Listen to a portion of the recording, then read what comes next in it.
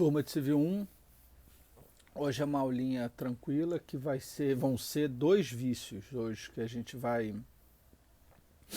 estudar e aí conclui logo a matéria da parte de plano de validade do negócio jurídico. Os vícios de hoje são fraude a credores e simulação.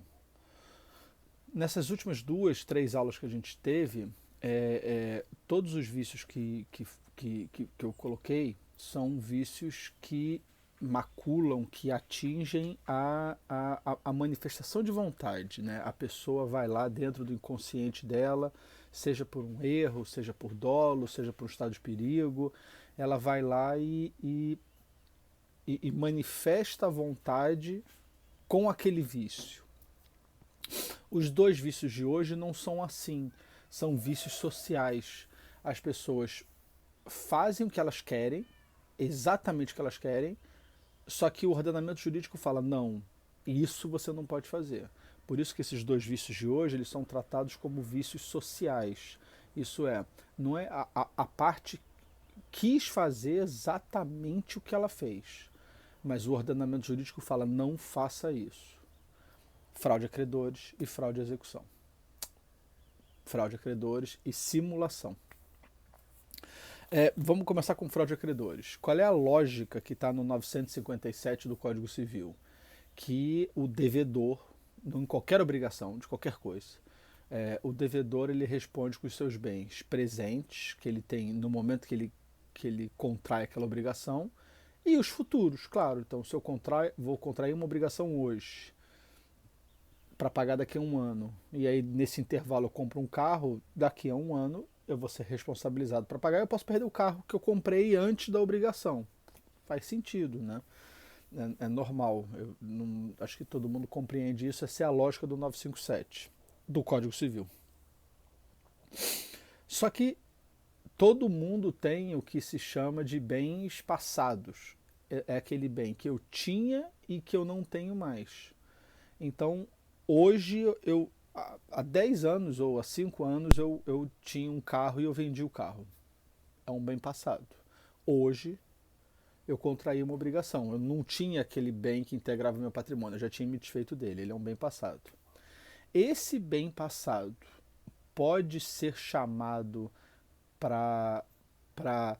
pode voltar à minha esfera patrimonial para responder a essa dívida em um momento posterior?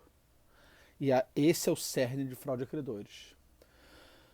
Vamos supor aqui a hipótese mais básica de fraude a credores. Eu tenho 10 credores e aí eu tenho um pouco de dinheiro.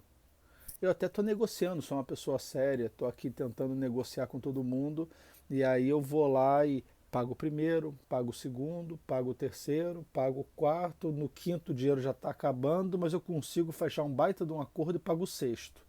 Faltam 4. Eu quebrei, não tenho mais dinheiro, acabou meu dinheiro.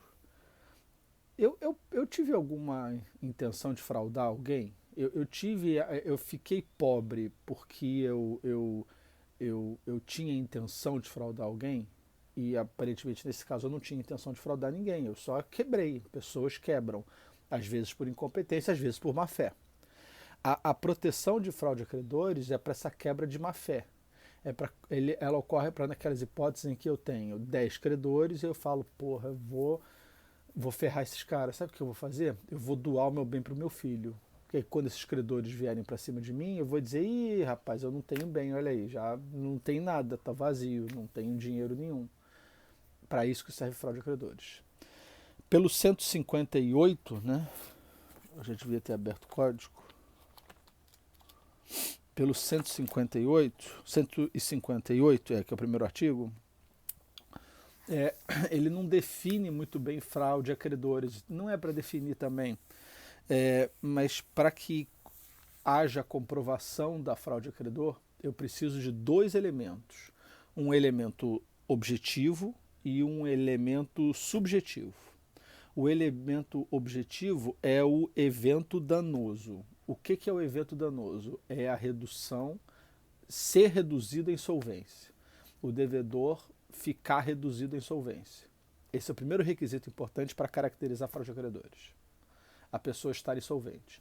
Então, a fraude a credores, ele não vai ser usada para quando tá difícil de pegar um bem, ou do tipo, vou ferrar a vida do cara já que ele vendeu aquele bem ali, eu quero aquele bem ali. Não é para isso que serve fraude a credores. É para realmente quando a pessoa estiver em estado de insolvência. Mas tem um segundo elemento, que é para diferenciar daquele caso que eu falei do cara que vai pagando e chega no sexto credor e acaba o dinheiro. Não basta que seja a redução em insolvência. Eu tenho que ficar reduzido em insolvência com o preenchimento do requisito subjetivo, a intenção de fraudar. Então eu tenho que ficar insolvente querendo fraudar o mundo. Essa é a lógica de fraude a credores. Então, se eu vendi um bem para ele ali, e lá na frente um credor fala, porra, seu bem, mas você vendeu, mas ninguém sabia. Eu tinha intenção de fraudar. Obviamente, o código nos artigos, ele tem alguns elementos que facilitam essa presunção, essa percepção se a pessoa tinha a intenção de fraudar ou não. Mas a lógica é essa. Não é qualquer alienação de bem passado que vai ser desfeita. Vão ser só aquelas que foram com a intenção de fraudar. São esses dois requisitos. Vamos ao 158. Os negócios de transmissão gratuita de bens ou remissão de dívida. Então, o código ele não define o que é fraude a credores, também nem precisa, mas ele já fala da hipótese óbvia. Se eu estiver diante de uma alienação gratuita ou de remissão de dívida, você me deve, não, eu te perdoo, não deve mais. Se os praticar o devedor já insolvente ou por eles reduzido à insolvência, ainda quando o ignore, poderão ser anulados pelos credores quirografários como lesivos aos seus direitos. Então é meio óbvio.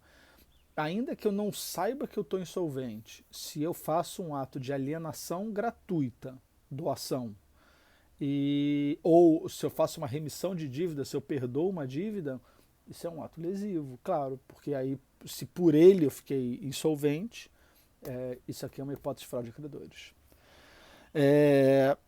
O 159 fala assim, se não me falha a memória, é notória isso. Serão igualmente anuláveis os contratos onerosos de devedor insolvente quando insolvência for notória ou quando houver motivo para ser conhecido de outra parte. Então, se eu estiver diante de uma venda lá de um cara que está notoriamente quebrado, eu ia dizer o Eike Batista, mas ele deve ter mais dinheiro do que todo mundo junto aqui. Mas, enfim, ou quando tiver razão para saber, e aí basta que alguém aqui da sala já tenha participado de uma compra e venda de imóveis. Por que compra e venda de imóveis é uma coisa tão burocratizada com uma porrada de certidão que tem que ser fornecida? Exatamente para isso. Porque você tem que puxar a capivara da pessoa. Você tem que saber todo o histórico de ações, o que ela responde, o que ela respondeu, exatamente para você enquadrar ou não aqui no 159. Se com aquela alienação que está sendo feita, se ela pode se tornar insolvente ou não. Porque é para você se proteger. Na verdade, é uma proteção que o comprador tem. O comprador tem que mapear que com aquela venda ele não vai se tornar insolvente. Porque se ele souber que vai se tornar insolvente, o comprador sabe que essa venda pode ser anulada por qualquer outro credor, porque poderia ser uma hipótese de fraude a credores. Tá branca, né? Esse confinamento horrível. Dúvidas? Fraude a credores, ela é diferente do que está no 792 do CPC, que é uma hipótese mais específica, que é chamada de fraude à execução. Fraude à execução não é fraude a credores.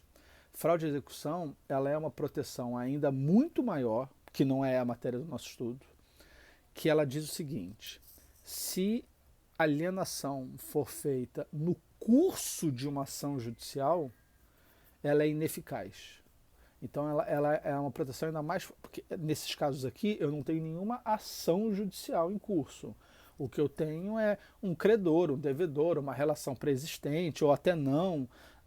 Porque imagina, vai que eu quero contratar com você. Aí eu falo, porra, eu vou contratar, mas é melhor eu me esvaziar patrimonialmente antes. Então eu dou meus bens, fico zerado e contrato com você. Isso é fraude a credores. Agora, se eu zerar no curso de uma ação judicial, eu tenho essa proteção de fraude à execução, que o juiz da execução vai dizer o quê? Você no curso de um processo, você vendeu um bem e ficou insolvente? Não, essa ação, essa venda não é nula nem anulável, ela é ineficaz para o credor, penhore o bem.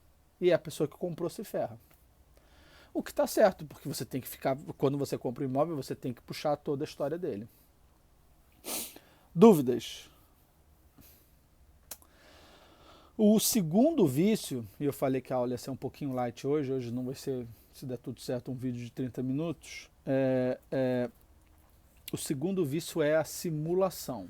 A simulação, vai um spoiler aqui logo no começo, eu tô mal enquadrado, né? Eu devia estar assim, mas eu tô assim. O segundo vício de hoje é simulação, e ele é um vício diferente por muitos motivos.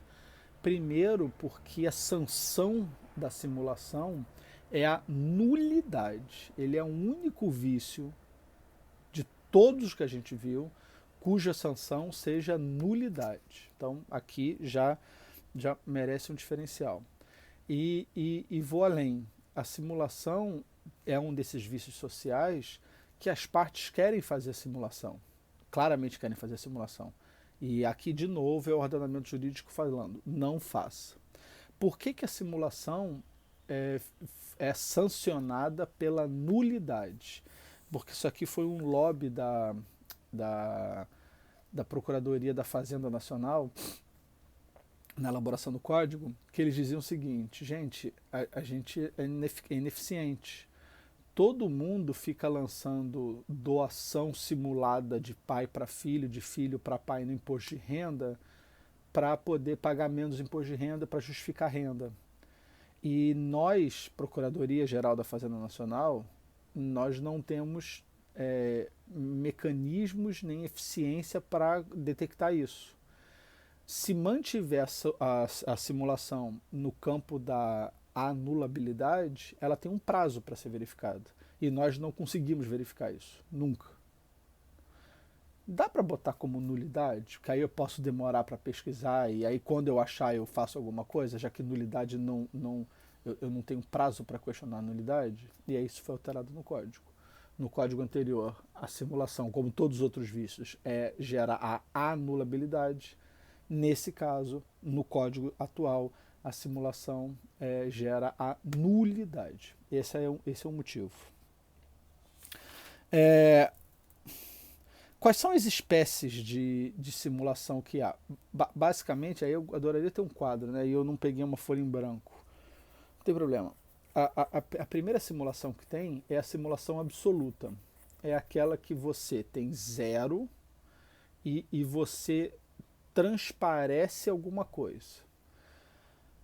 Essa é a simulação absoluta. Então, seria talvez a hipótese de alguém que finge que doou um bem para... Esse caso mesmo que eu falei da Receita Federal. O pai que finge que doou para o filho para justificar uma renda, saída de dinheiro, entrada de dinheiro. Ou talvez até mesmo uma pessoa que simule um casamento quando nada há. Não tem nada, é só um casamento de fachada. Então você faz uma simulação para criar um casamento, para poder ter um green card, para poder ter uma autorização para permanecer no país. Isso é uma simulação absoluta. Não tem nada na origem. Nas simulações relativas, que são chamadas de dissimulação, aqui tem a intenção de fazer alguma coisa. A quer vender para B e B quer comprar de A. Só que B tem alguma restrição qualquer. Então B fala, porra, mano, posso usar um laranja? Pode. Então A não vende para B, A vende para C. Obviamente isso foi tratado com todo mundo concorda, por isso que eu falei que todo mundo quer fazer isso, É o ordenamento jurídico que fala não faça. Isso é uma hipótese de simulação. Dissimulação ou simulação relativa são sinônimos e é o que a doutrina chama de simulação relativa subjetiva, porque os sujeitos que foram trocados, que é o caso de laranja, né? A segunda hipótese é a dissimulação objetiva, que basicamente fala o quê? O negócio jurídico que você quer fazer é esse, mas opta por fazer esse aqui porque tem uma vantagem financeira, tributária, uma lógica que pode pagar menos imposto, pode ter mais vantagem no futuro. Então, na verdade, se quer fazer isso aqui, mas se realiza esse outro aqui. Isso é uma simulação relativa, objetiva, em relação ao objeto do contrato, a forma e o objeto do contrato. Dúvidas? Vamos agora ao código. São 2 artigos que falam de simulação, de simulação, 167 e 168. E eu sei que vocês vão me perguntar sobre essas diferenciações na aula, ótimo, que aí na aula eu vou ter quadro negro. 167 diz o seguinte: é nulo o negócio jurídico simulado. Mas preste atenção agora o que o código fala. Mas subsistirá o que se dissimulou, se válido for na substância e na forma. Então o código aqui dá uma sacanagem que ele fala o seguinte: olha, na simulação absoluta, que tem 0 e você faz alguma coisa, se nulificar esse, tem nada. Então tchau. Nula tudo. Na relativa, não. Na relativa, se eu quero fazer isso aqui, seja na subjetiva ou na objetiva, eu quero fazer isso aqui e faço esse, se eu nulificar esse aqui, mas esse aqui for válido na forma, no objeto, eu posso considerar esse aqui como válido. Ah, professor, mas isso não faz sentido. Faz todo sentido. Quem vai ter interesse de nulificar esse aqui? Por exemplo, A quer vender para B, mas A faz um negócio jurídico para C porque B tem um problema na justiça. Esse problema na justiça pode ter interesse de nulificar esse. Claro, para B poder ter dinheiro e penhorar esse bem aqui. Então faz sentido na dissimulação ou na simulação relativa, são sinônimos, você, se possível, manter válido um negócio jurídico dissimulado. Tem um enunciado que é o 153 do CJF, que diz praticamente a mesma coisa do artigo 167. Na simulação relativa, o negócio jurídico simulado aparente é nulo, mas o dissimulado será válido se não ofender a lei nem causar prejuízos a terceiros. Quando é que ele poderia prejudicar terceiros ou ofender a lei? Se essa doação aqui fosse para amante não pode ter doação. Então, se você dá um migué e doa para o vizinho da amante, se você nulificar esse aqui não tem como ser válido, porque não é admitido no ordenamento jurídico doação para amante. Aí não tem jeito. Dúvidas? Tem um outro enunciado, 294 do CJF, sendo a simulação uma causa de nulidade do negócio jurídico, pode ser alegada por uma das partes contra a outra.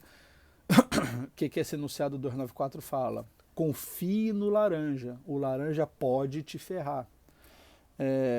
E basicamente, para encerrar o vídeo, eu falei que ia ser menos de 20 minutos, falta 1 minuto para cumprir a minha meta, mas a gente pode ir lá e duplicar a meta. Toda doutrina sempre gasta um tempinho falando da diferença de simulação para reserva mental. E para quem vocês adoram reserva mental. E a reserva mental, na verdade, é chamada por muitos doutrinadores de simulação unilateral, porque é só uma pessoa que transparece algo que não é o que quer. Na simulação, as partes sabem da treta. E lembrando que a reserva mental atinge a existência do negócio jurídico e a simulação atinge a validade do negócio jurídico. Depois leem o 168, que fala da legitimidade para quem pode pleitear a simulação. Senhores, eu acabei vícios. Aula que vem a gente já fala das invalidades. Fala de o que é nulo, o que é anulável, e vai gastar muito tempo falando isso. Acho que uma aula. E aí a gente começa a caminhar para o fim da matéria. Bom estudo, vou postar esse vídeo logo que eu estou atrasado. Tchau, tchau.